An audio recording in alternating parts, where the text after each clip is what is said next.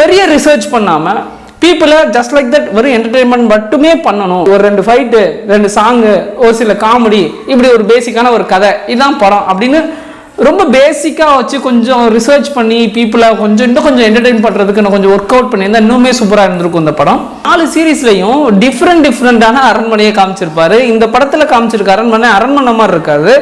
ஒரு வித்தியாசமாக அவங்களுடைய ஆர்ட் டைரக்டரை திரும்ப புது அரண்மனையை கிரியேட் பண்ணி கொடுத்துக்கிட்டே இருக்காங்க. இதுவும் அரண்மனையை தழுவின கதை தான். பட் அந்த அரண்மனையும் நல்லா இருந்தது, லைக் ஒரு கேரளா ஸ்டைலில் இருந்தது. பட் அந்த காடெல்லாம் பார்த்தா கொஞ்சம் அந்த காட்டுக்கு நடுவில் அந்த அரண்மனை இருக்கிறனால அந்த காடெல்லாம் பார்த்தா ரியலிஸ்டிக்காகவே இல்லை.